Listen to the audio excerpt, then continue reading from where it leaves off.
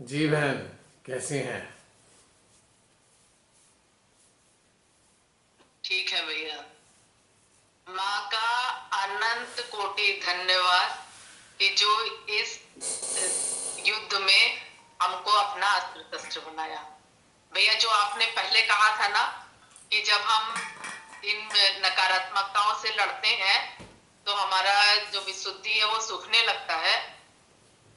हाँ तो जी। वो जब वर्क कर रहे थे तो सबसे पहले ऐसे लगा कि विशुद्धि बिल्कुल रेगिस्तान बन गया है।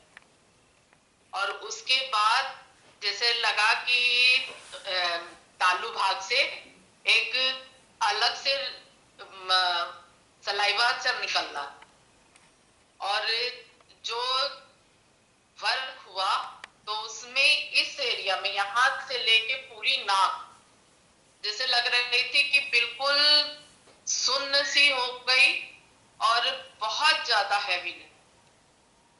और उसके साथ साथ जो सहस्त्रार है उसमें ऊर्जा थी, ठंडक थी। और उसके बाद पूरा गला, नाक, सबसे ज्यादा तो भैया नाक जैसे लग रही थी कि जकड़ी जा रही है। और दाया जो क्या कहते हैं घुटना है उसमें अलग से जैसे जकड़न सी आ रही थी। बिल्कुल अलग सी अनुभूति हुई।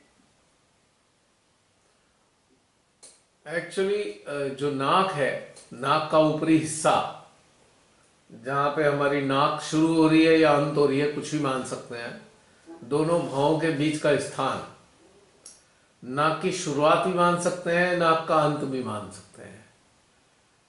इस स्थान पर तीनों नाड़ियां मिलती हैं। त्रिकुटी है ये। और तीनों नाड़ियों का मतलब है तीनों नाड़ियों की शक्ति यहां प्रवाहित होती है। जब ये सक्रिय हो जाता है प्रवहन, तो इसमें दबाव और खिंचाव जैसी अनुभूति होती है, जो नकारात्मक नहीं है बल्कि बहुत अच्छा लक्षण है। और जब ये युद्ध है तो युद्ध में दैवी की शक्तियां तो सक्रिय हो ही जाएंगी, तो उसकी प्रतिक्रियाएं हमारे यंत्र पे ही होनी है। और गला भी सूखेगा, क्योंकि युद्ध में तो ये जो सूक्ष्म युद्ध है, इसमें हीट जनरेट होती है, जिससे जल घटना शुरू हो जाता है, हमारे गले का तरावट कम हो जाती है।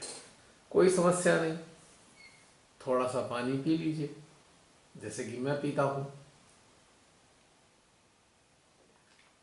नहीं भैया, उसमें अंदर से माँ को बस धन्यवाद ही निकल रहा था कि श्री माता जी बहुत बहुत धन्यवाद जो आपने मुझे चुना और ये अवसर प्रदान किया।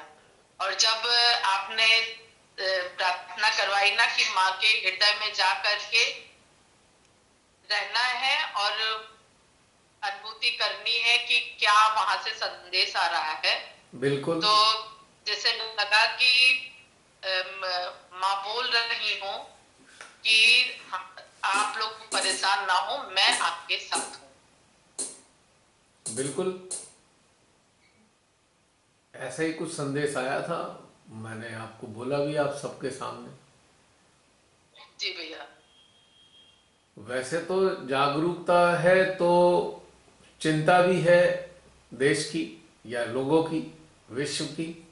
जागरूकता के कारण, एक कर्तव्य निष्ठा के कारण, और माँ के भीतर में होने से निश्चिंता भी है कि देखना तो उन सब नहीं है, उन्होंने ही है देखना, तो हम तो चिंता करने का कर्तव्य कर रहे हैं। चिंता करके अब कार्य करने का कर्तव्य पूरा कर रहे हैं। हमें चिंतित होना ही चाहिए, ये हमारा कर्तव्य है। चिंतित होना, मानव कल्याण के लिए चिंतित होना, ये कर्तव्य की श्रेणी में आता है हमारे। और जब ये हमारे भीतर में चिंताएं बढ़ेंगी तो माँ की शक्तियां सक्रिय होंगी, और हमारी जो इंटेंशन है, नियत है कार्य करने की, तो माँ की शक्तियां हमारे यंत्र के माध्यम से कार्य करती हैं। और कार्य करती हैं तो विनाश होता है। ऐसी समस्त आसुरी शैतानी शक्तियों का विनाश होना प्रारंभ हो जाता है। अब चूंकि शैतानी शक्तियां पूरे विश्व में, हमारे भारत में बहुत ज्यादा मात्रा में छा गई हैं। तो इसलिए जितने जागृत मानव हैं वो कम पड़ रहे हैं, क्योंकि जागृत मानव बहुत कम है अनुपात में जितनी आसुरी शक्तियां या शैतानी शक्तियां हैं। तो जितने भी लोग जागृत हैं और जो भी लोग सच्चे हृदय से कार्य कर रहे हैं या कार्य करना चाह रहे हैं या एक अच्छा यंत्र कार्य के लिए बनना चाहते हैं, तो उनसे वो कार्य ले भी रही हैं। लेकिन यंत्र ऐसे ही होने चाहिए जिनमें निर्वाज्यता, निर्लिप्तता और निर्मल प्रेम का प्रचुर मात्रा में भाव हो, तभी ये कार्य बनेगा, वरना हो नहीं पाएगा। तो इसलिए अपने भीतर भी झांक के देखते रहना चाहिए कि हमारे भीतर में वास्तव में है क्या। तो इससे हमारा परिष्करण भी होता है, आंतरिक शुद्धि भी होती है इस चीज से। और गौरव की बात तो है ही कि हम यंत्र बनाए गए हैं, हमें अनुग्रहित रहना ही है शिवा के प्रति, कि हमारे मानवीय जीवन को उन्होंने सार्थक कर दिया है अपना अंग प्रत्यंग बनाकर, और हमारे ही माध्यम से कार्य होना है, हम मानवों के माध्यम से। जो भी बच्चे जागृत रहे हैं या जागृत हो रहे हैं, श्री मां के श्री चरणों में सच्चे हृदय से समर्पित हैं, उन सबके माध्यम से ही कार्य होना है।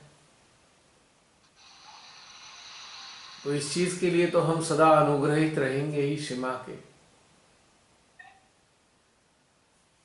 तो ये चीज है बहन, ये होता ही है हमारे यंत्र में, इस प्रकार की अनुभूतियां आएंगी और इस प्रकार के लक्षण पैदा होंगे, कोई समस्या नहीं है।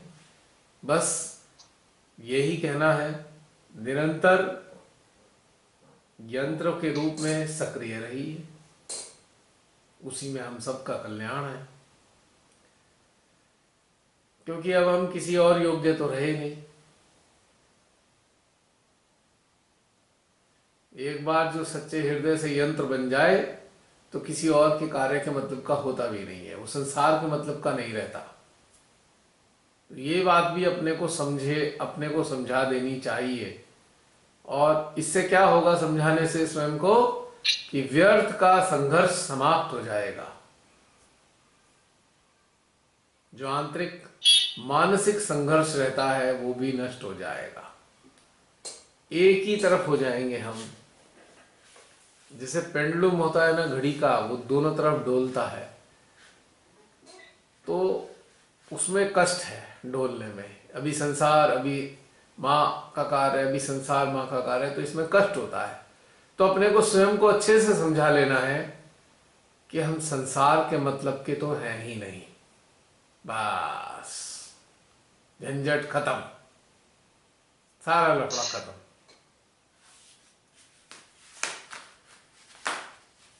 और बेकार के इफ एंड बट भी खत्म हो जाएंगे, क्यों, क्या, कैसे, सब खत्म, क्योंकि अब कुछ रहा ही नहीं है।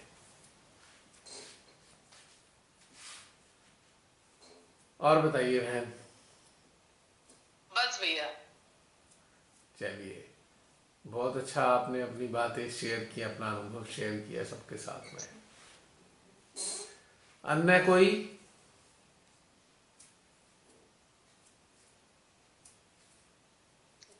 जय श्री माता जी भैया। जय श्री माता जी बहन। यहाँ जब ध्यान शुरू हुआ ना, जब आप अभी ओम की उच्चारण कर रहे थे, तो साथ ही एक अंदर भाव चलना शुरू हो गया कि श्री माता जी आज की जो यात्रा पे चलने लगी हूँ, हो सकता है ये मेरे जीवन की भी अंतिम यात्रा हो। इसमें मैं अपने साथ अपने संसार के किसी रिश्ते को साथ लेकर नहीं चल रही, सब कुछ पीछे छोड़ के जा रही हूँ, बस मुझे अपने में मर्ज कर लेना, मतलब इस भाव से ये यात्रा शुरू हुई।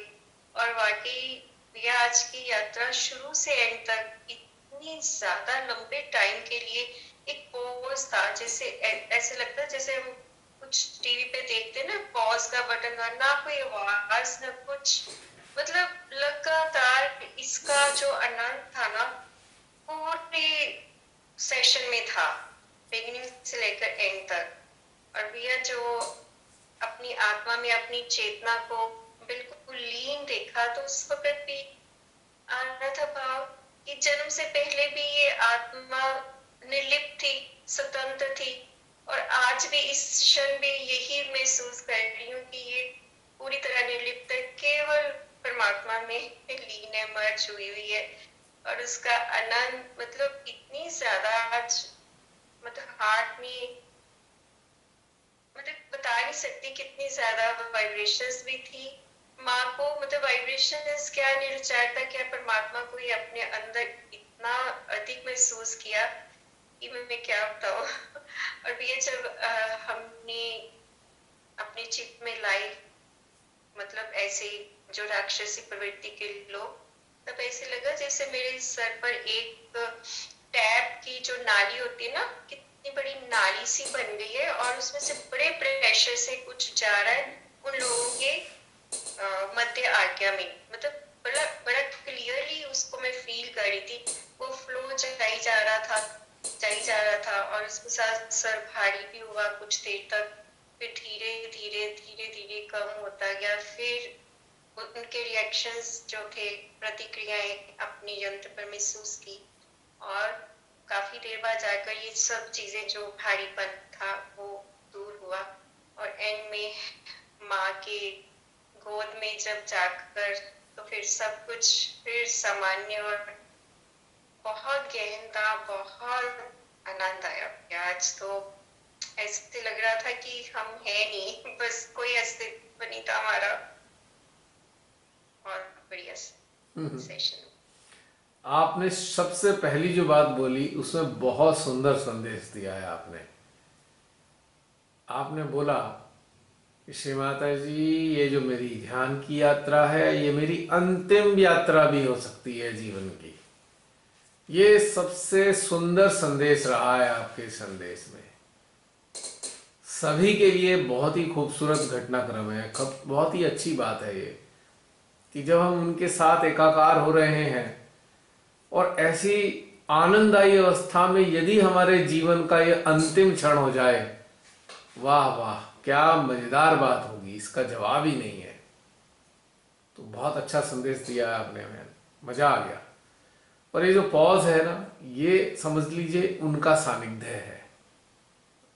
जब भी हमारी अंतर चेतना में पॉज आता है तो ये पॉज एक तरीके से उनका बहुत आत्मीयता से भरा साथ होता है, सानिध्य।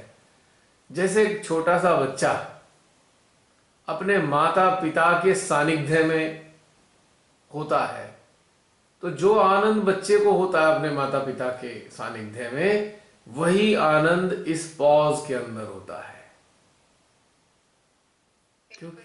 क्योंकि हमारी जीवात्मा वही छोटा सा बालक है जो पॉज रूपी अपने माता पिता के संपर्क में आ गया है। तो बच्चे के पास कुछ होता नहीं कहने के लिए, बस वो आनंद लेता है उनके साथ का। तो ये वही वाली घटनाक्रम होती है। और ऐसे पॉज होने चाहिए, और ऐसे पॉज खूब लंबे लंबे हों तो और अच्छा है। अब चूंकि यहां पर जूम सेशन में ये पॉज बहुत लंबा हम रख नहीं सकते, चूंकि इसके साथ में जुड़ा है गाइडेड मेडिटेशन, यानी कि जो अनुभूति हो रही है वो आप सबके सामने शब्दों में एक्सप्रेस भी करनी है, ताकि इन वीडियोस को आत्मसात कर अनेकों लोग, अनेकों साधक साधिका इस पॉज का आनंद उठाने योग्य हो सके। लेकिन जब भी कभी आप सेशंस के अतिरिक्त अपने घर में या किसी भी ऐसी सामूहिकता में मौजूद हो, तो इस पॉज को जितना लंबा हो सके उतना लंबा कीजिए। ये और ही आनंद देने वाला है, और एक प्रकार से हमारी जीवात्मा को बहुत ही सुख देता है ये पॉज। इस पॉज को ही तो बढ़ाना है, इस विलंब को ही तो लंबा करना है। और ये पॉज कहने को तो पॉज है, वास्तव में यही तो समाधि है। समाधि ध्यान में समा गए प्रभु के, यही समाधि है।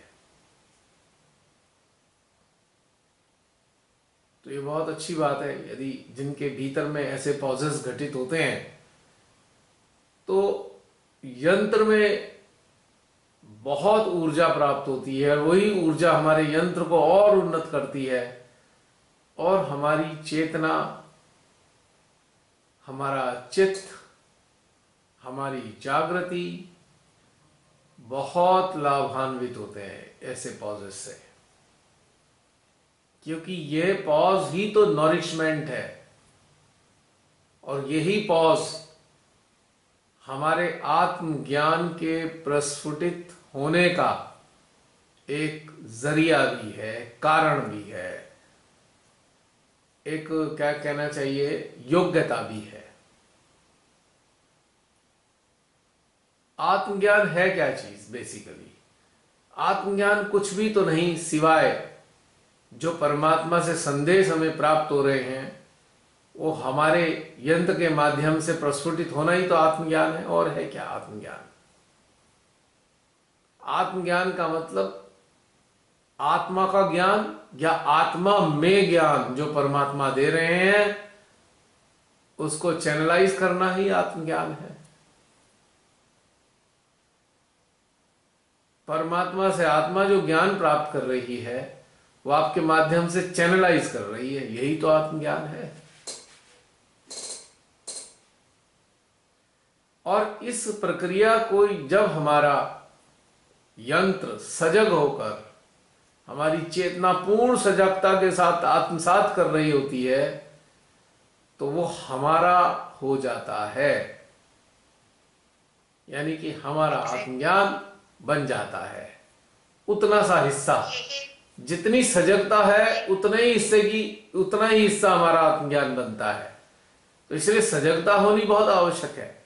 जो एक सूक्ष्म कम्युनिकेशन, सटल कम्युनिकेशन जो चल रहा है, घटित हो रहा है आत्मा और परमात्मा के बीच में, यदि हम सजग हैं तो ये जो संवाद है आत्मा और परमात्मा का, यही हमारा आत्मज्ञान बनता है।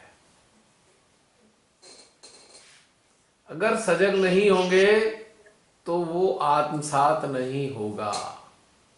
हम खाली के खाली, रीते के रीते रह जाएंगे, कुछ प्राप्ति नहीं होगी। उस क्षण तो लोगों को बहुत लगेगा वाह क्या बात बता दी, लेकिन आफ्टर सम टाइम जिनके माध्यम से यह घटनाक्रम बना है उनको कुछ प्राप्त नहीं होगा अगर सजगता नहीं होगी तो। तो ये बहुत महत्वपूर्ण है सजगता, अलर्टनेस। पूरा सचेत रहना चाहिए कि हाँ अच्छा ये कम्युनिकेशन चल रहा है अंदर, उसको पूरा ग्रहण करना है। अब जैसे एक माँ है, माँ के मान लीजिए 4 बच्चे हैं, माँ उनके लिए भोजन बनाती है, तैयार वही करती है, पर जब उन्हें बांट देती है तो वही भोजन उनका अपना कहलाता है। जब तक नहीं बांटती तो माँ का, जब माँ ने बांट दिया बच्चों को तो वो भोजन बच्चों का कहलाता है। और यदि उनमें से बच्चा कोई सोया है और भोजन उसकी प्लेट में है पर उसे पता नहीं चलेगा कि भोजन तेरे पास है, यानी कि उस भोजन का उसको लाभ नहीं मिलेगा, वो सोया है। या खेल में लग गया, भोजन दिया माने वो खेल में लग गया है तो उसे भोजन का लाभ नहीं मिल रहा। जो बच्चा सचेत है वो बड़े प्रेम से भोजन ग्रहण कर लेगा और वो भोजन उसका भी कहलाएगा कि हाँ मैंने अपना भोजन कर लिया। माँ कहेगी बेटा खाना खाया? हाँ माँ खाना खा लिया, मैंने अपना खाना खा लिया जो थाली में था। तो बस यही भोजन है हमारा। सचेत रहना चाहिए। माँ बहुत कुछ देती है अंदर ही अंदर, और इसी पॉज में देती है। जब जब ये पॉज हमारे अंदर घटित होगा, समझ लीजिए तब तब आत्मा और परमात्मा का कम्युनिकेशन हो रहा होगा।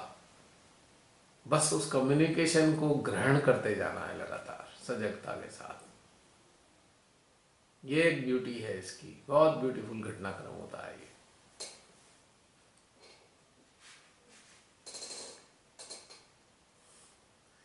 ध्यान में जाना कुछ नहीं होता है। ध्यान का मतलब है यही विलंब काल, और ध्यान के साथ में जुड़ा, इसी विलंब काल के साथ में दूसरा हिस्सा जुड़ा है, ये जो आत्मा परमात्मा का संवाद जो स्थापित हुआ है, उस संवाद के अंश हमारी चेतना ग्रहण करती चली जाए, तब जाकर ध्यान का घटनाक्रम संपन्न माना जाता है। ध्यान मात्र ऊर्जा की चेकिंग नहीं है कि वाइब्रेशन आए नहीं आए, वाइब्रेशन आ रहे हैं, सहस्त्रार में आ रहे हैं, हार्ट आ रहे हैं, ये नहीं है ध्यान खाली। ये तो मात्र प्रारंभ है।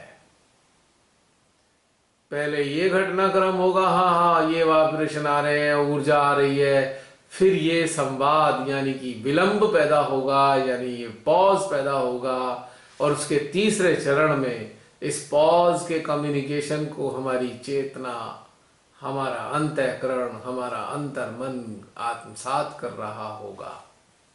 तब जाकर 3 चरणीय ध्यान संपन्न होता है, और यही वास्तविक ध्यान है। अगर ये नहीं है तो ध्यान ही नहीं है।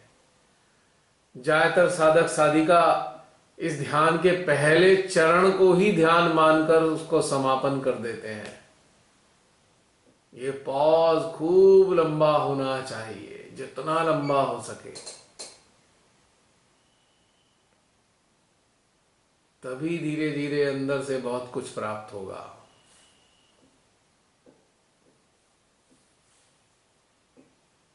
तो ये है रहस्य इस बात का वहन।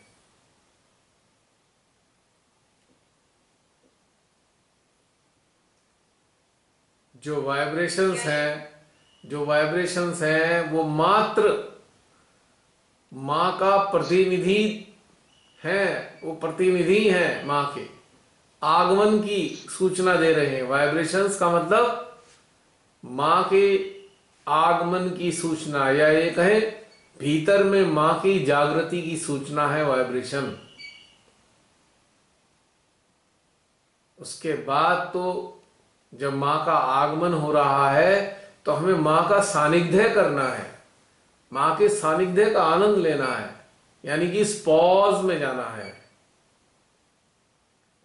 और तीसरी स्थिति कि इस कम्युनिकेशन में, जो इस पॉज में हमारी आत्मा और माँ से वार्तालाप चल रहा है, उनके संदेशों को हमारी चेतना के माध्यम से हमें ग्रहण करना है। ये तीसरी अवस्था है, 3 चरण है ये। पहला वाइब्रेशंस के माध्यम से सूचना, दूसरा माँ का सानिध्य, और तीसरा माँ के संदेश को आत्मसात करना। तब जाकर ध्यान संपन्न होगा सही मायने में। ये इंपॉर्टेंट है, बहुत इंपॉर्टेंट है ये समझना। और चौथा चरण इसके बाद शुरू होता है परवहन। जो आपने संवाद के रूप में प्राप्त किया है, उसको अंदर अपने आत्मसात किया है, अब उसको देना होगा आगे, बढ़ाना होगा आगे, खाली अपने तक रखना नहीं है। तो चौथा चरण होता है इस ध्यान के चरण के बाद, वो भी ध्यानस्थ अवस्था में प्रदान करना है, देना है, प्रवाहित करना है, ये सबके साथ शेयर करना है। बिना शेयरिंग के उन संदेशों का कोई मोल नहीं है, क्योंकि वो संदेश केवल हमारे लिए नहीं थे, वो हमारे माध्यम से सब तक जाने के लिए संदेश थे, जो इस पॉज में हमें प्राप्त हुए। तब जाकर ये यंत्र का कार्य पूर्ण होता है। एक प्रकार से 4 चरण हैं ध्यान में उतरने के।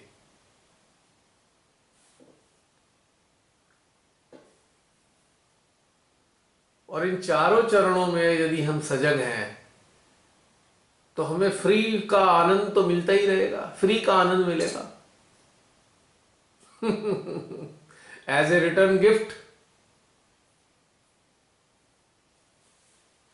और हमारे अंदर एक खुशहाली, प्रसन्नता प्रस्फुटित होती रहेगी बिना बात के। चाहे हमारे जीवन में कितनी आफतें हों, फिर भी बहुत प्रसन्नता रहेगी, फिर भी जॉय बना रहेगा, आनंद बना रहेगा, आत्मिक संतुष्टि बनी रहेगी, आत्मिक शांति बनी रहेगी। चाहे हमारे चारों तरफ तूफान चल रहे हों भावनाओं के, वो भावनाओं का असर हम पे बिल्कुल कदापि नहीं होने वाला। यानी कि भावनाओं से मतलब है हमारे चारों तरफ के जो मानव हैं, उनके जो इमोशंस हैं, नकारात्मक इमोशंस, वो हमारे चारों भंवर की तरह रहेंगे, लेकिन इस भंवर से हम अछूते रहेंगे। ये एक खासियत है इस चीज की। यदि ये चार चरण संपन्न होते हैं तो सारी नकारात्मक स्थितियां, नकारात्मक प्रवहन, नकारात्मक संप्रेषण सब हमसे दूर रहेगा। हम इसकी गिरफ्त में कभी फंसने वाले नहीं, बल्कि ये जो भंवर, ये जो तूफान भावनाओं के हमसे टकराएंगे, ये नष्ट हो जाएंगे, ये निष्क्रिय हो जाएंगे सारे तूफान। जैसे कि पर्वत राज से टकराकर प्रचंड से प्रचंड तूफान भी निष्क्रिय हो जाता है। यानी कि पर्वत राज हिमालय, कितना ही प्रचंड तूफान क्यों ना हो, जब हिमालय के हृदय से टकराता है तो बिल्कुल निर्मूल और निष्क्रिय हो जाता है। तो हम भी एक हिमालय की तरह अडिग होंगे, इन भावनाओं के तूफानों के बीच में हम अडोल होंगे। ये इसकी ब्यूटी है ध्यान की। वास्तव में ध्यान ये है।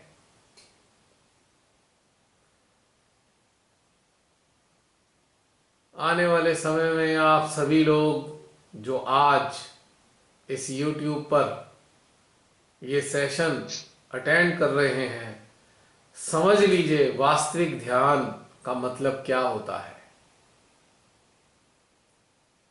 और इसी ध्यान से ही स्वयं का भी कल्याण है हमारा, और हमारे माध्यम से अनेकों का कल्याण है। इस चीज को अच्छे से समझना होगा और इसका अभ्यास बनाना होगा। अभ्यास के बिना कुछ नहीं हो सकता संसार में। संसारिक जीवन में भी अभ्यास की आवश्यकता है, और आध्यात्मिक जीवन में भी उन्नत होने के लिए अभ्यास की आवश्यकता है। दोनों में अभ्यास और सच्चे हृदय से प्रयास वांछित है, तभी आंतरिक उन्नति हो पाएगी और बाहरी उन्नति भी तभी हो पाती है। ये चमत्कारिक रूप से अपने आप से कुछ भी घटित नहीं होता है। There is no miracle in meditation, but meditation can make you able to enjoy several kinds of miracles in your life, within your being. The biggest miracle is transformation. Internal transformation is the biggest miracle in the history of human being. If we are being involved through this meditation, then it is sure the greatest miracle is occurring into our life. आम हालात में मानव आंतरिक रूप से उत्क्रांतित हो ही नहीं सकता। इसी प्रकार के मेडिटेशन से ही उत्क्रांति घटित होती है। और जब उत्क्रांति घटित होती है तो परिवर्तन घटित होता है, और जो ये परिवर्तन होता है यही चमत्कार होता है। इसके अतिरिक्त कोई चमत्कार नहीं है इस हमारे जीवन में, और ध्यान में भी कोई चमत्कार नहीं है इसके अतिरिक्त। अब ये जो चमत्कारों की बातें करते हैं, बड़ी बचकानी सी महसूस होती है, बहुत बचकानी, इनिशियल लेवल की। जैसे वो नन्हे मुन्ने बच्चे होते हैं ना, उन्हें पटाया जाता है, छोटा छोटा लालच दिया जाता है कि अच्छा टॉफी ले लो, चॉकलेट ले लो, टॉफी मिलेगी, चॉकलेट मिलेगी। तो छोटे छोटे जो चमत्कार होते हैं, जिन्हें चमत्कारों की संज्ञा देते हैं, बेसिकली वो चमत्कार नहीं है, वो टॉफी, चॉकलेट, लॉलीपॉप है खाली, बस। अब कोई कहेगा हमारे कान में दिक्कत थी, कोई कहेगा हमारी टांग में दिक्कत थी, हम ध्यान में बैठे ठीक हो गया। ये कोई चमत्कार नहीं है, ये तो बस आपको समझ लीजिए परमेश्वरी अपने से जोड़ने के लिए एक मोटिवेशन दे रहे हैं, इनकरेज कर रही है श्री माता जी। चलो भाई ठीक है, छोटी मोटी चीजें ये जो हैं चमत्कारों के रूप में, कहने को चमत्कार दिखा दिया और अपना बुला लिया, ये एक्चुअली चमत्कार है ही नहीं।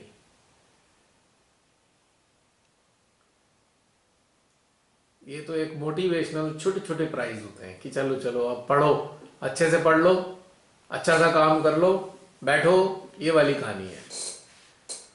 एक ही चमत्कार है, आंतरिक परिवर्तन, आंतरिक उत्क्रांति, यही चमत्कार है। इसके अलावा कोई चमत्कार नहीं है मानव इतिहास में।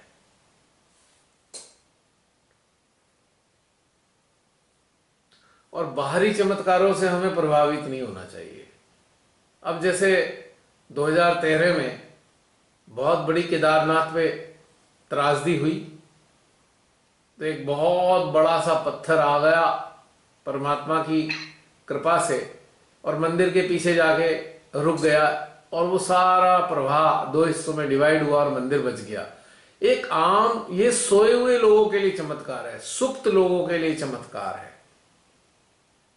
एक निकृष्ट मानवीय चेतना जो बिल्कुल भूल चुकी है परमात्मा को, उसको याद दिलाने के लिए, बस सोए हुए लोगों को जगाने की एक छोटा सा चमत्कार है ये चमत्कार था नहीं, ये बस सोए वाले लोगों को जगाने की एक समझ लीजिए प्रक्रिया है कि हाँ ईश्वर है, तुम लोग आकांठ संसार में ऐसे डूब गए हो, भूल गए हो, अपनी जीवात्मा को भी नहीं जानते, अपनी आत्मा को भी नहीं पहचानते, अपनी चेतना को भी नहीं समझते, तो जागो, देखो परमात्मा है, देखो परमात्मा ने मंदिर टूटने से बचा लिया। बस उनके लिए चमत्कार है। और जागृत लोगों के लिए केवल ये छोटी सी घटना कि हाँ भाई ईश्वर आम जनसाधारण को अपना अस्तित्व एहसास दिलाने के लिए सब करते रहते हैं। अब वो पंजा साहब है, नानक जी ने हाथ ऐसे किया, वो पत्थर रुक गया, लोग कहेंगे वाह वाह, देखो बाबा जी ने क्या चमत्कार दिखाया। स्वर्ण मंदिर के सरोवर में नहाने से अंधे देखने लगे, लंगड़े चलने लगे, और चर्म रोगी ठीक हो गए। तो चमत्कार करके दिखाया ईश्वर ने कि चलो चलो मेरे प्रति आस्था बनाओ। तो ये छोटे छोटे चमत्कार जो हैं परमात्मा की आस्था को बढ़ाते हैं मानवों के भीतर। वास्तव में जो नास्तिक लोग हैं, नास्तिक इनको मानता हूं मैं, जो पूरी तरह संसार में डूबे हैं, आकंठ डूबे हैं, वो नास्तिक ही हैं बेसिकली। भले ही वो पूजा अर्चना, पूजा पाठ, मंदिर वंदिर जाना करते हो, पर वो मैं उन्हें नास्तिक मानता हूं, क्योंकि ये सब करने के बावजूद भी वो लोभ नहीं छोड़ पा रहे, धोखा देना नहीं छोड़ पा रहे, ईर्ष्या नहीं छोड़ पा रहे, अहंकार नहीं छोड़ पा रहे, तो नास्तिक ही तो है। एक सेकंड बहन जी, जरा ये बैटरी चेंज कर लो। लोग कहते हैं देखो देखो, ये मंदिर मस्जिद गुरुद्वारे नहीं जाता, नास्तिक है। मैं कहता हूं सुनो सुनो, तो मंदिर जाते हो, धार्मिक स्थानों में जाते हो, रोज पूजा पाठ करते हो, तिलक लगाते हो, 4 बजे उठते हो, फिर भी बेईमानी करते हो, सुबह से शाम तक झूठ बोलते हो, अहंकार दिखाते हो, लोगों को नीचा दिखाने के लिए नित नए स्वांग रचते हो, धोखा देते हो, जरूरत से ज्यादा अत्यधिक लाभ रखते हो अपने धंधे में, तो तुम नास्तिक हो, तुम जागृत ही नहीं हो। जागृत मानव तो ऐसा नहीं करते, आस्तिक लोग ऐसा नहीं कर सकते। और तुम नास्तिक हो। क्यों नास्तिक हो तुम? क्योंकि तुम जिन्हें ढूंढने मंदिर जाते हो, अरे वो तो तुम्हारे अंदर ही रहता है। तुम नास्तिक हो, तुमको अपने भीतर में परमात्मा के होने का एहसास नहीं, वास्तव में तुम ही नास्तिक हो। और जो लोग मंदिर नहीं जाते, कोई बात नहीं, अपने भीतर में एहसास तो करते हैं ना प्रभु का, वही तो सच्चे आस्तिक हैं। जो प्रभु का एहसास कर बेईमानी, धोखा, ईर्ष्या, लालच, अहंकार और डोमिनेंस से दूर रहते हैं, वही तो आस्तिक हैं। सच्चे आस्तिक वही हैं।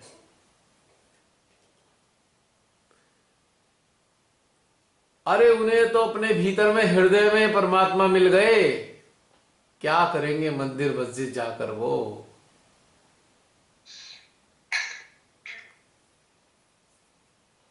तो ये आस्तिक और नास्तिक की समस्या समझ में तभी आती है जब भीतर में जागृति आती है।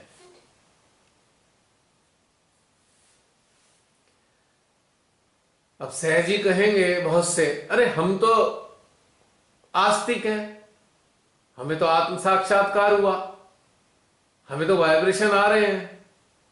मैंने कहा कहां आस्तिक हो, वाइब्रेशन आ रहे हैं, आत्म साक्षात्कार लिया, फिर भी झूठ बोल रहे हो सुबह से शाम तक धंधे के नाम पर, फिर भी अपने रुतबे को बढ़ाने के लिए दूसरे सहजियों को गिरा रहे हो, और सहज के नाम पे धंधे चला रहे हो। कहां हो तुम आस्तिक? आस्तिक लोग तो ऐसा नहीं करते। तो वास्तव में आस्तिक और नास्तिक समझ का ही फेर है। जिन्हें लोग नास्तिक समझते हैं वही तो आस्तिक हैं, और जिन्हें आस्तिक समझते हैं वो तो अभी तक जागे ही नहीं, तो सोए हैं, दुनिया में खोए हैं।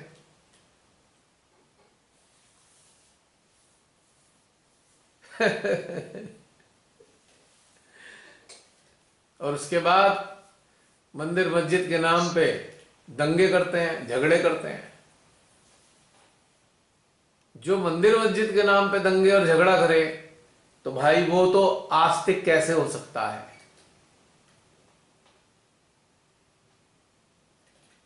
और जिसने तो ईश्वर पे भी कब्जा जमा लिया कि ईश्वर मेरा है भाई, किसी और का नहीं हो सकता, तो महामूर्ख ही है। एक्चुअली मूर्खों की श्रेणी में आता है वो तो।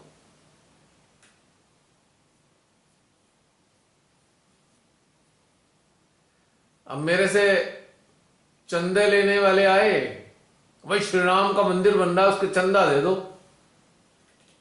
मैंने कहा भाई मेरी इसमें श्रद्धा नहीं है चंदे वंदे देने में।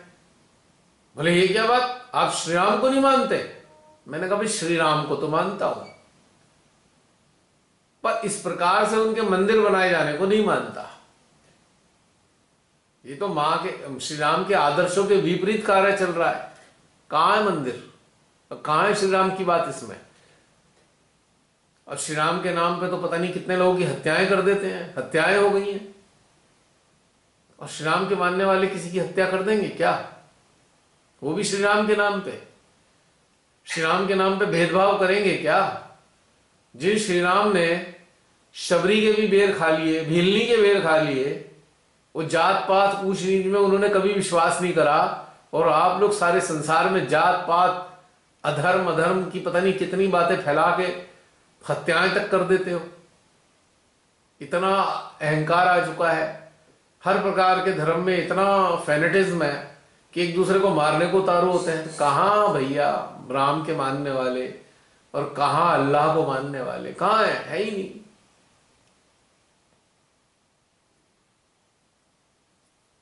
बेकार की बातें, एक अपने अहंकार का एक प्रदर्शन कर रहे हैं, हमने ये बना दिया, हमने वो कर दिया, हमने वो कर दिया, कुछ और है थोड़ी। मानव की औकात है क्या मंदिर बनाने की? ईंट गारा और दीवारों को चिनकर सोचता है उसने मंदिर बना दिया, और उसी परिसर में उल्टे सीधे काम भी होते हैं जो परमात्मा के विरोध में होते हैं। तो इसका मतलब उसे पता है ना परमात्मा नहीं है। अगर उसे पता होता परमात्मा है तो क्या वो उल्टे सीधे काम करता ऐसे परिसरों में? अभी पिछले दिनों सुना था एक मंदिर में बच्चियों का रेप हो गया, हत्याएं तक हो गई। तो क्या उन्हें पता है ना ईश्वर नहीं है? अगर उन्हें पता होता ईश्वर है तो उनकी हिम्मत ऐसे काम करने की। और ऐसे लोगों के मुंह से श्री राम का नारा कैसे लगता है, जो अधर्मी हैं, जो बलात्कारी हैं, हत्यारे हैं? क्या उनका नारा अच्छा लगेगा श्री राम का? या अल्लाह अकबर अच्छा लगेगा ऐसे मुंह से लोगों के जो हत्याएं करने को उतारू हैं?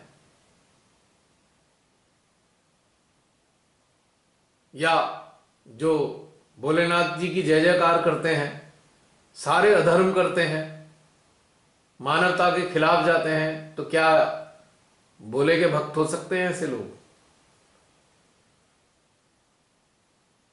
तो ये सब मूर्खताएं हैं, अज्ञानताएं हैं और नास्तिकता की ही प्रतीक हैं।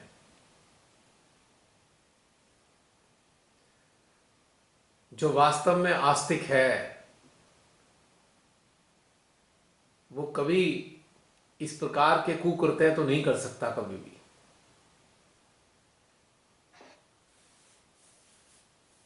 ये बहुत सारी चीजें हैं, लेकिन फिर हम उसी पे आते हैं। जब आप ध्यान में गहरे उतरते हैं और इस प्रकार का पॉज आता है, इस पॉज में जो वार्तालाप है, मौन वार्तालाप आत्मा परमात्मा के बीच में घटित होता है, उनके अंश को हम आत्मसात कर लेते हैं जब, तब आत्मज्ञान प्रस्फुटित होता है। वही आत्मज्ञान आपका प्रज्वलित दीपक है जिसके प्रकाश में आप स्वयं भी सही तरीके से चल पाते हैं और औरों को भी चलने की प्रेरणा देते हैं। और इसका प्रकाश होना बहुत आवश्यक है, वरना अंधकार ही अंधकार है। एक अहंकारी और तानाशाह राजा महीनों तक भोलेनाथ जी का तपस्या और ध्यान भी कर लेना, तब भी उसका अहंकार और लोभ और सत्ता की पिपासा शांत नहीं होती है। वो ढोंग करता है दिखाने के लिए पब्लिक को, देखो मैं बहुत बड़ा भक्त हूं, लेकिन वो तो उस भक्ति की आड़ में अपने मंसूबे पूरे करने में लगा हुआ है। और वो सोच रहा है, क्योंकि वो नास्तिक है, कहने को तो मंदिर में बैठा है भोलेनाथ के, और वास्तव में वो नास्तिक है, क्योंकि उसे एहसास ही नहीं है कि भोलेनाथ वास्तव में जागृत हैं। यदि उसे एहसास होता भोलेनाथ जागृत हैं, तो क्या वो अपनी प्रजा को सताता, अपनी ही प्रजा को लूटने के लिए नित नए षड्यंत्र रचता? ऐसा इतिहास में भरा पड़ा है, ऐसे राजा भरे पड़े हैं, ऐसे अहंकारी लुटेरे राजा भरा पड़ा है हमारा इतिहास ऐसे राजाओं से। और अंत में उनका हश्र क्या होता है? तो वो पब्लिक भी महामूर्ख है वो प्रजा भी महामूर्ख है जो ऐसे ढोंगी राजाओं का आचरण करती है और उनको फॉलो करती है, उनकी जय जयकार करती है। तो जब ऐसे राजा गर्त में जाएंगे तो पब्लिक भी तो 100% गर्त में जाने वाली है। उसे गर्त में जाने से कोई नहीं रोक सकता। तो सबसे पहले तो वो राजा नास्तिक जो मंदिर में बैठ के ढोंग कर रहा है भोलेनाथ के, और दूसरे जो नास्तिक है, पूरा का पूरा एक जन समूह जो उस राजा का अनुसरण कर रहा है, वो भी नास्तिक ही हैं सारे के सारे लाइन से।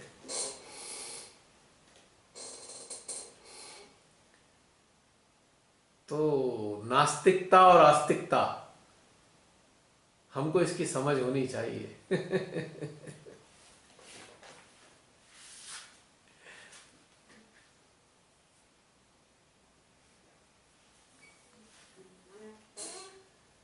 हंसी भी आती है और अफसोस भी होता है। कमाल की भीड़ चाल है, हद है।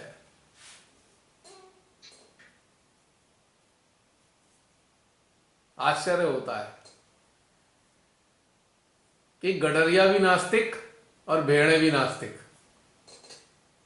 और ढोंग करते हैं सबसे बड़े आस्तिक होने का।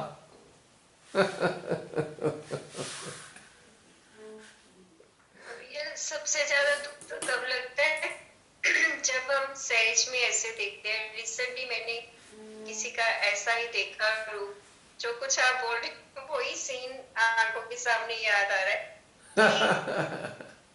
कि आस्तिक होने का कितना बड़ा ढोंग है, और किस पद पर तुम बैठे हो और क्या प्रदर्शित कर रहे हो लोगों के सामने। सही कहा आपने, सब कुछ सही कह रहे हो भैया। ऐसा है ना, ऐसे महान सहजी कहेंगे मां का दरबार लगा है, और मेरे जैसा नास्तिक कहेगा मां के दरबार में इस प्रकार की हरकतें कर रहे हो, इसका मतलब मां का पता तो है नहीं आपको, मां का आता पता नहीं है कहीं से कहीं तक। अगर सहजियों को सेंटर में बैठकर मां नजर आ जाए तो क्या दूसरे का गला काटेंगे? नहीं काटेंगे ना। तो गला कौन काट रहा है? जिसे मां नजर नहीं आ रही। जिसे मां नजर आती है वो, इसकी हिम्मत है किसी का गला काटने की, गला दबाने की, या उल्टे सीधी हरकतें करने की, या लूटने की, या व्यापार करने की सहज के नाम पे। है किसी को हिम्मत? नहीं हिम्मत है, क्योंकि उसे नजर नहीं आती है।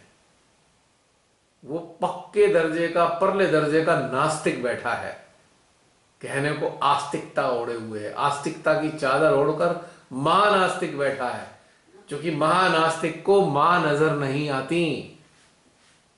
क्योंकि नजर आने वाले को मां जिसे नजर आ जाए उसकी हिम्मत ही नहीं है वो कोई ऐसा काम करे जिससे सबको पीड़ा पहुंचे। बिल्कुल क्लियर कट, एकदम सत्य बात है ये। अब कहने को कुछ भी कह लो, उससे क्या फर्क पड़ना है।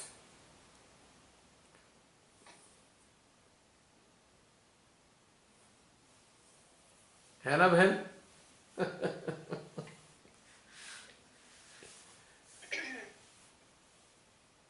हंसी इन हरकतों को देख के आती है, और अफसोस इस बात का होता है कि श्रीमान ने इन नास्तिकों पे भी बहुत मेहनत की है, पर ये नास्तिक के नास्तिक ही रह गए, जाग ही नहीं पाए।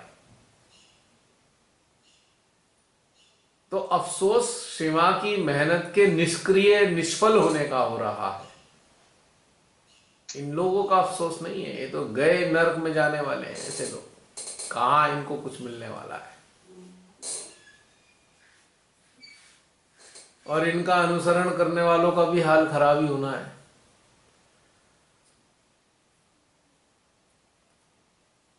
तो भाई कुछ कर नहीं सकते, बस केवल प्रार्थना है मां। अब जो जागना चाहते हैं माँ उन्हें ही तो जगाएंगी। जो जागना ही नहीं चाहते और जागृति का ढोंग करके धंधा कर रहे हैं, बिल्कुल अपना व्यापार चला रहे हैं, तो उनके लिए क्या हो सकता है भला? कुछ भी नहीं हो सकता। और कोई राम के नाम पर जो है सत्ता का लोभ लेकर बैठा हुआ है, तो क्या राम जी जो हैं वो लापता हो गए? उन्हीं की शक्तियां ही तो कार्य कर रही हैं। तो उनकी जो एक सहयोगी है शक्ति भ्रांति देवी, उनका कार्य बड़े जोर शोर से चल रहा है आजकल। भ्रांति देवी का इन अहंकारियों की खोपड़ी में और अहंकार बढ़ाए जा रही हैं वो, और ये अहंकारी और उल्टे सीधे काम करे जा रहे हैं, पब्लिक के सामने एक्सपोज हो रहे हैं। और फिर अगला चरण जिन शक्ति का आने वाला है भ्रांति देवी के कार्यकाल के बाद, वो साक्षात श्री कल्कि का कार्यकाल है, जो हिसाब किताब बराबर कर देंगे। हाँ भैया, दिखाओ तुम्हारे अकाउंट दिखाओ अपने कर्मों के, लाओ मैं उसका फल देता हूं तुम्हें, जो तुमने किया उसका फल मेरे हाथ में देना। फिर उनका कार्य शुरू होने वाला है श्री कल्कि का। हो ही चुका है, होने क्या वाला है, वो तो हो चुका है कब का। दोनों काम साथ साथ चल रहे हैं, इधर भ्रांति देवी का कार्य चल रहा है, उधर श्री कल्कि का भी साथ साथ चल रहा है।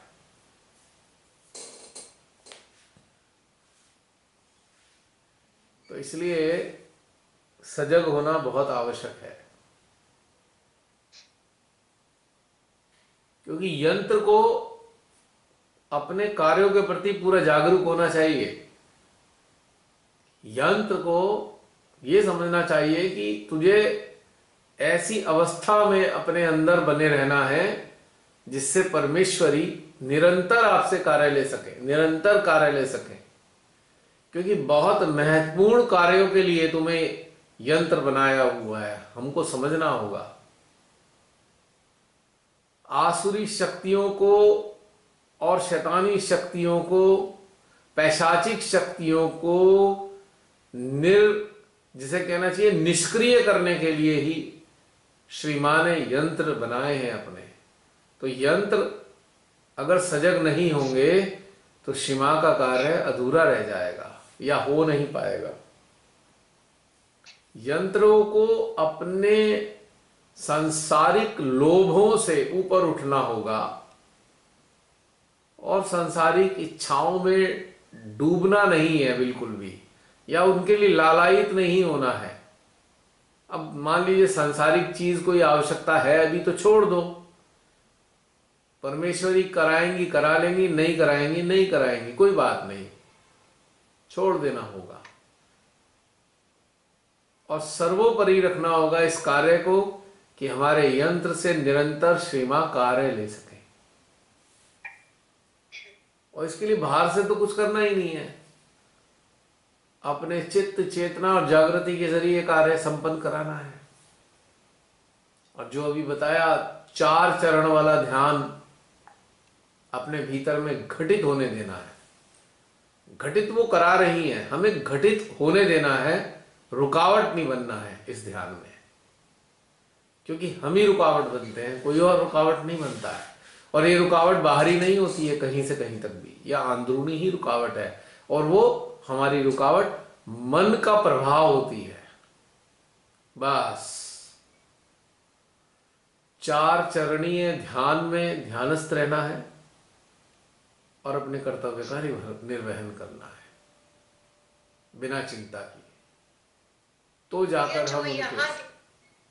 जी बहन, कलेक्टिव जो अवस्था यहाँ बनती है कलेक्टिव ध्यान की, अकेले में वो चीज नहीं बन पाती।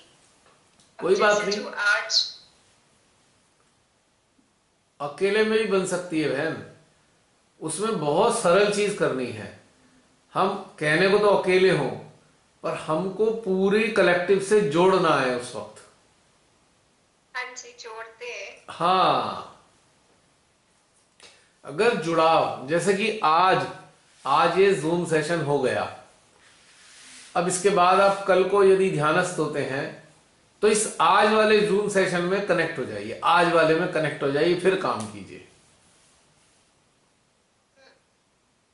तो फिर डिस्टरबेंस नहीं होगा और वैसा ही फ्लो महसूस करेंगे आप जैसा फ्लो सामूहिक में होता है। कोई अंतर नहीं है। ये सामूहिकता अजर और अमर है, ये कभी समाप्त नहीं होगी। आप बस चित्त इसके साथ जोड़िए, चेतना जोड़िए, और यही सामूहिकता का घटित होना शुरू हो जाएगा आपके भीतर में। ये कभी समाप्त नहीं हो सकती, ये हमेशा वर्तमान रहेंगी। ये सारी सामूहिकताएं वर्तमान हैं और अजर और अमर हैं। और शिमा के जितने भी कार्यक्रम हैं वो भी अजर और अमर हैं, वो कभी भी भूतकाल नहीं हो सकते, वो सब वर्तमान है। तो किसी भी ऐसी सामूहिकता में, शिमा की पूजा में, साक्षात पूजा में आप जोड़ लीजिए अपने आप को, अब फिर देखिए कैसे कार्य नहीं होता। 100% कार्य होगा।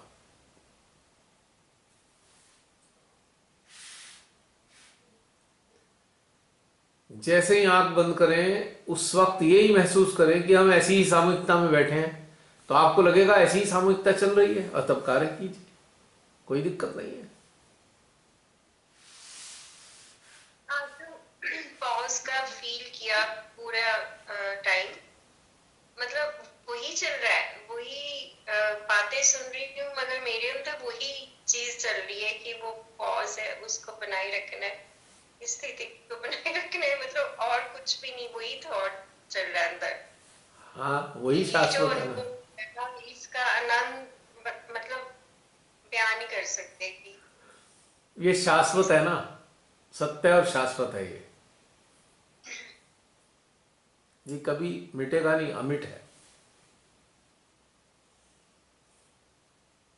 कहने को तो ये वीडियो है, पर वास्तव में ये शाश्वत सामूहिकताएं हैं जो सदा रहेंगी, बनी रहेंगी।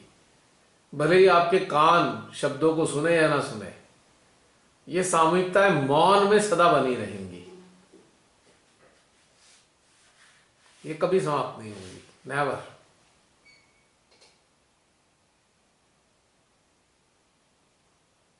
क्योंकि सत्य कभी भूतकाल नहीं होता, सत्य सदा वर्तमान होता है।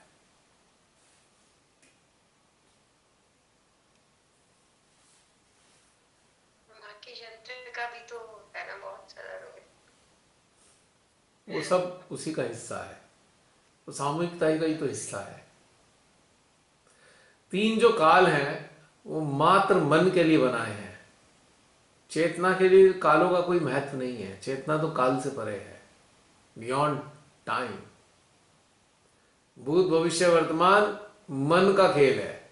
जो मन से प्रभावित है, जो मन के कंट्रोल में है, उनके लिए भविष्य भूत वर्तमान है। लेकिन जो हृदय के अधीन है, हृदय के सहयोग में चलते हैं और चेतना हृदय के साथ जुड़ी है, उनके लिए तीनों काल निर्मूल है, उनका कोई मूल्य नहीं है। वो सदा वर्तमान है, सदा सनातन है, सदा वर्तमान। मतलब काल का कोई पॉइंट नहीं है, वो सत्य है, और सत्य का काल नहीं होता। सत्य ही सत्य है, बस एक ही है सत्य। लेकिन मन से प्रभावित लोगों के लिए 3 काल बनाए हैं। चूंकि संसार मन से संचालित है, तो मन को, संसार को गति देने के लिए 3 काल का निर्माण कर दिया है। लेकिन ये तीनों काल मन तक सीमित है, मन से परे नहीं है। ये पॉइंट समझ रहे हैं मैं? समझ गए। मात्र मन तक ही 3 काल घटित होते हैं। अगर मन से ऊपर उठोगे तो यहां काल है ही नहीं, जीत सत्य है केवल। सुनने में थोड़ी सी सूक्ष्म बात लग रही होगी, पर बहुत सरल है। Our mind belongs to all the 3 segments of time। यानी कि हमारे मन का संबंध इन 3 कालों से है। लेकिन पर सत्य का वर्तमान समय। काल तो रहता होगा ना, हाँ जी। कि वो वर्तमान में तो रहते ही होंगे ना फिर। एक्चुअली ऐसे समझ लीजिए, सत्य वर्तमान है और वर्तमान में ही सब कुछ समाया है। तो इसका मतलब, इसका विपरीत क्या हुआ? जब हम असत्य के चंगुल में आते हैं तब हम काल की गणना करते हैं। जब असत्य का, माया माया का प्रभाव होता है, मिथ का प्रभाव होता है, तब हम काल की गणना कर रहे होते हैं, भूत भविष्य वर्तमान की। लेकिन जब हम सत्य के साथ हैं तो यहां काल की गणना नहीं है, because truth has been divided into three segments of time, that is called present, past and future.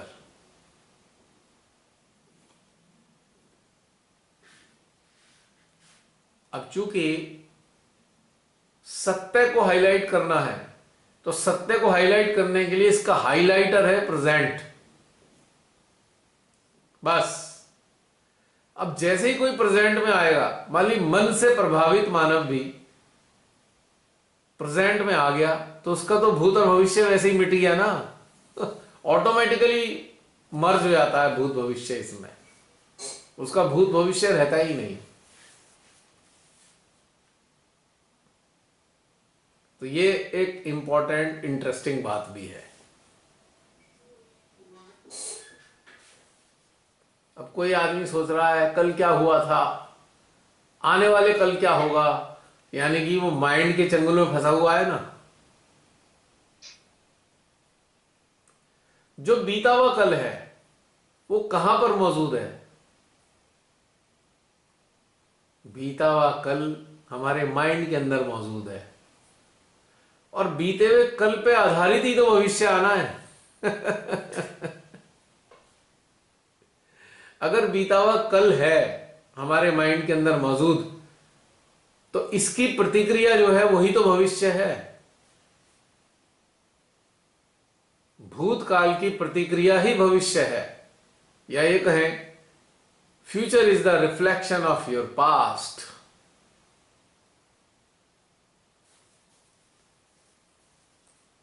It is just reflection, रिएक्टरी रिफ्लेक्शन, प्रतिक्रिया।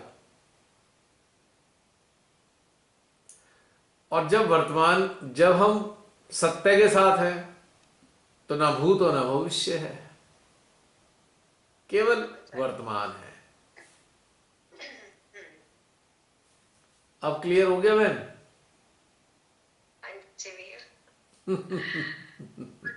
भूतकाल में अगर कुछ गलत है, कुछ किया, तो नेचुरली उसका फ्यूचर भी, आने वाला कल भी खराब होगा ही होगा। अगर सत्य पर खड़े रहेंगे तो प्रेजेंट में ही जिएंगे। इसीलिए तो चेतना को आत्मा में जो मर्ज करके आज जो फील हुआ, तो इसका अभ्यास जो है इसका बढ़ाना पड़ेगा ना। बहुत अच्छा था, आज सीखने को बहुत कुछ मिला है। देखिए, जो मैं आपको एक इंटरेस्टिंग बात बताता हूं।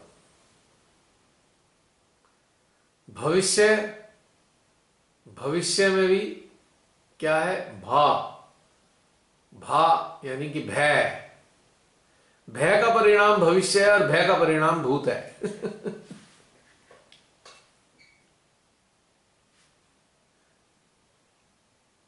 अगर भय है तो भूत का स्मरण हो रहा है,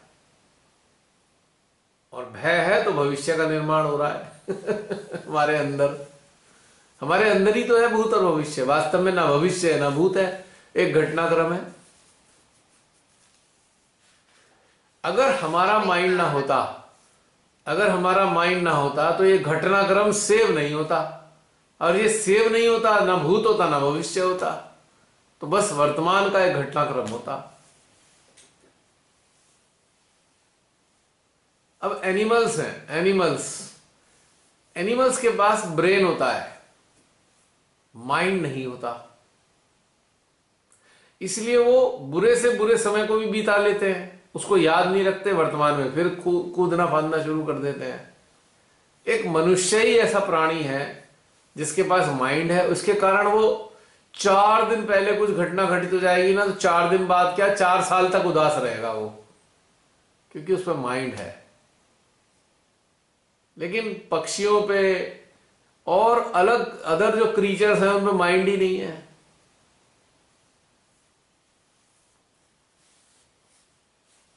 उन पे तो हृदय है बस। आप किसी जानवर को एक डंडा मार दो, वो चिल्ला लेगा थोड़ी देर, आप उसे खाना दोगे फिर पूंछ हिलाता हुआ आ जाएगा, उसे याद ही नहीं रहेगा कि डंडा भी मारा था आपने।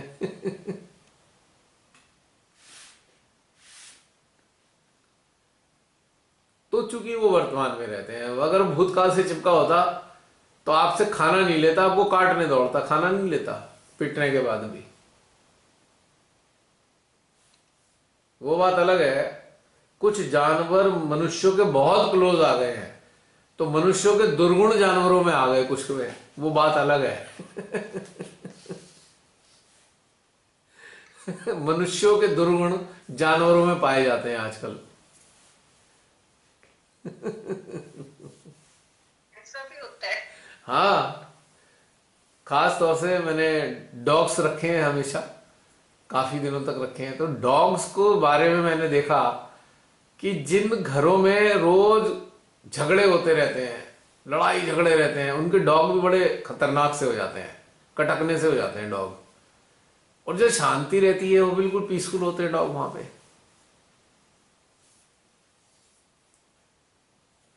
तो मनुष्य के माइंड का असर कुत्तों पे भी हो गया है।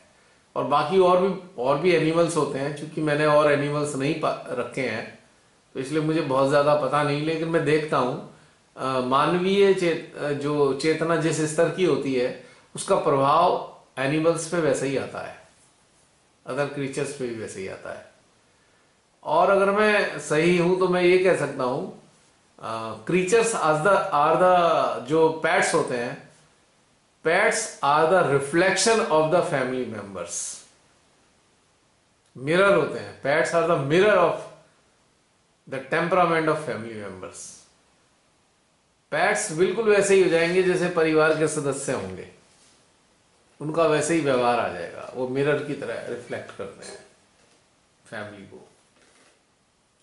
ये मैंने ऑब्जर्व किया है।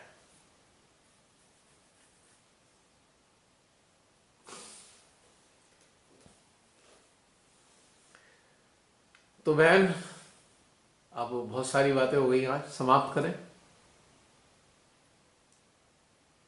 और कोई? बहन जी, हो गई आपकी बात पूरी?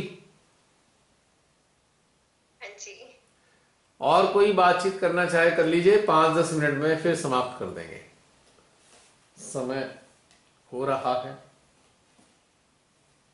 सेशन के, 12:08 हो गए, और 5-7 मिनट।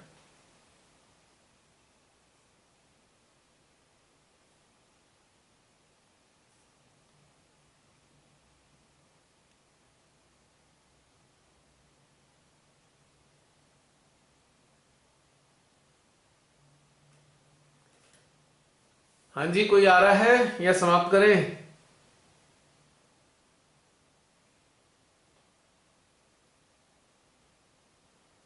जय श्री माता जी भैया। जय श्री माता जी। क्या हाल है प्राची? अच्छा है भैया, सब अच्छा है। बहुत आज खुश। की अनुभूति बहुत बहुत सुंदर थी।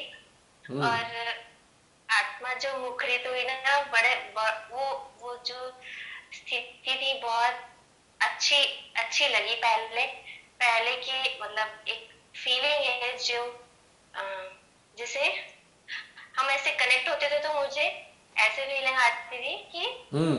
जैसे मैं हृदय की गहराई में जाके उनसे टच हो रही हूँ। लेकिन हम्म। आज ऐसे ऐसे फीलिंग थी कि आत्मा बाहर आके फील हो रही है। मतलब फीलिंग को मैंने शब्दों में बयां किया, बट मतलब ऐसी अनुभूति थी। बहुत अच्छा था। और हर एक शब्द ध्यान जैसे जाता, हर एक चीज एक भाव में घटित हो रही थी, तो वो फीलिंग और डेंस होते जा रही थी। बहुत सुंदर अनुभव था। चलिए, श्री माता जी ने आपको बहुत सुंदर अनुभव दिया।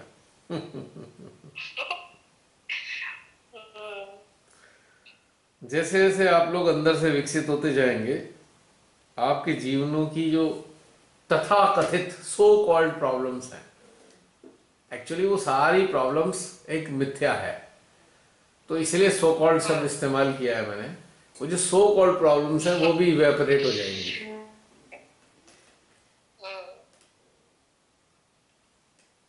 और फिर और ज़्यादा मज़ा आएगा ध्यान में। जो ध्यान के पॉजेज हैं, ये लॉन्ग पॉजेज, वो बनेंगे, मेंटेन होंगे और उसमें बहुत मज़ा आएगा। अब याद कीजिए, शुरुआती दौर में जब आप ध्यान से जुड़े होंगे तो क्या ये इतना लंबा पॉज आता था? विचार रहित अवस्था इतनी लंबी रहती थी? नहीं, ऐसा लगा सबसे ज्यादा आज ही थी। तो ये अब आ रही है, इसका मतलब धीरे धीरे विकास हुआ है ना अंदर, वरना हो नहीं पाती है लंबी अवस्था पॉज की। ये बात भी तय है। जो शरीक होते हैं, जो इसमें शरीक होते हैं, ध्यान में शामिल होते हैं इस जूम सेशन में डायरेक्ट, उनकी तो आती है। और मैं इंटरेस्टिंग बात बता दूं, जो मैं बताने जा रहा हूं, जो ये अभी सुन रहे हैं 3-4 महीने बाद, उनकी भी आ जाती है, उनको भी बहुत मजा आता है, पता है। देखो, बहुत से लोग आनंदित हो रहे हैं इस बात से कि हाँ हाँ आती है, हमें भी इतनी लंबी अवस्था आ जाती है, अब पहले नहीं आती थी। क्यों? देखने और सुनने वालों, आती है ना, वीडियो के सारे आती है ना ऐसी स्थितियां, मजा आता है ना। यस, आ रही है अंदर से भी। हो रही है। और तेज वाइब्रेशन है हाथ। हेवन, आपका इतना कहते ही इतनी तेज वाइब्रेशंस हार्ट में उठी, मतलब प्रतिक्रिया हुई उसकी कि वो सुन रहे हैं, उनकी भी आई है। तो जो लोग दिल से इसके साथ जुड़े हुए हैं, जो लोग इन वीडियोस के साथ मेडिटेट करते हैं, जो लोग, यकीनन उनकी आंतरिक स्थिति में उन्नति हो रही है, रेगुलर हो रही है, और निर्विचारिता बहुत लंबे समय तक रहने लगी है, पहले नहीं रहती थी इतनी। अब ज्यादा लंबे समय तक विचार रहित अवस्था का आनंद लेते हैं, इन पॉजेस का खूब मजा ले रहे हैं आप। और दिल में शांति भी आ रही है, एक संतोष भी आ गया है कि हाँ हाँ, हम इतने साल तक सीमा के चरणों में तो रहे हैं, और काफी समय से लग रहा था कि अब कुछ होने का नहीं, हमने खो दिया है उस चीज को, लेकिन नहीं, खोया नहीं है। ऐसा लग रहा है प्राप्तियां होनी शुरू हो रही हैं, ऐसा महसूस होता है। मेरे पास रिव्यूज भी आते रहते हैं ना, जो अटेंड करते हैं, इनके साथ करते हैं, उनके विचार भी आते रहते हैं समय समय पे।